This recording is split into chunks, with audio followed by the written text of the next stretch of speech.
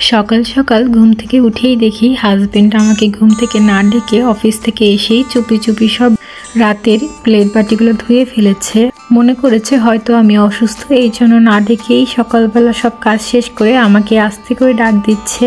বলছে আর 10 মিনিট হাতে আছে কিছু একটা নাস্তা বানিয়ে দিতে। তো আমি তো ঝটপট উঠেই আগে কিছু উপায় না পেয়ে সব রকম সবজি, এখানে ক্যাপসিকাম, গাজর, মরিচ, পেঁয়াজ এবং পালং শাক নিয়ে নিলাম। আর একটা হাঁসের ডিম নিয়ে নিলাম। আর আগেই পাস্তাটা বসিয়ে দিয়েছি।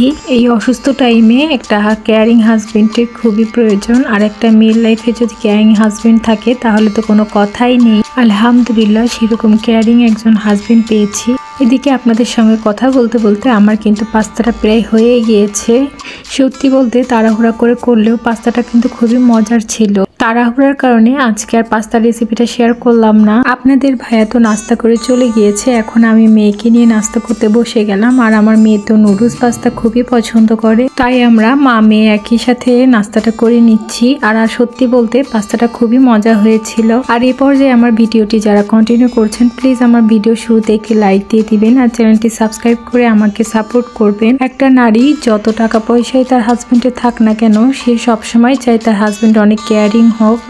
আর এদিকে দেখুন, আমি হসপিটালে যখন ছিলাম তখন আপনাদের ভাইয়া এখানে কিছু রসুন গাছ লাগিয়েছে। তো সেখানে দেখলাম খুবই সুন্দর সুন্দর ছোট ছোট গাছ জ্বালিয়েছে। আর এদিকে আমার পুঁই শাক গাছটাও আগের থেকে অনেক ভালো হয়েছে। পুঁই গাছটা আরও ভালো হতো, কিন্তু আমার মেয়ে প্রতিটা সময় গাছগুলো এসে পাতা ছিঁড়ে ফেলে। আর এদিকে দেখুন কি সুন্দর গাছ চালিয়েছে। দেখি কতদূর কি হয়, আপনাদের সঙ্গে পরবর্তীতে অবশ্যই শেয়ার করব। আর আগের ভিডিওতে আপনাদের সঙ্গে শেয়ার করেছিলাম চালতার আচার বানাবো, তো সেটার ফাইনাল লুক এটা।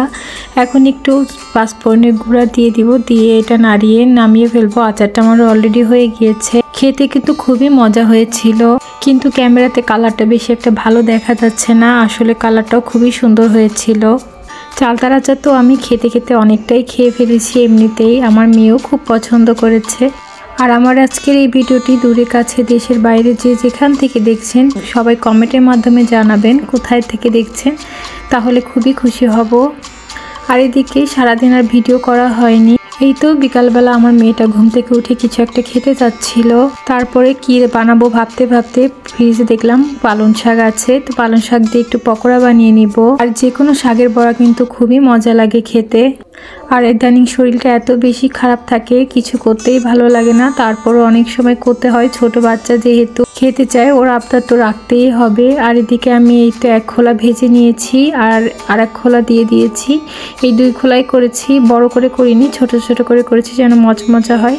এই তো হয়ে গিয়েছে, এখন আমার মেয়ের কাছে নিয়ে যাচ্ছে। আমার মেয়ে দেখে তো খুবই খুশি। আর আমার মেয়ে এইসব ভাজা পোড়া নুডলস পাস্তা এই ধরনের খাবারই বেশি পছন্দ করে। এদিকে ও শুয়ে ফোন দেখছিল আর ওর বাবা ওদিকে ঘুমিয়েছিল।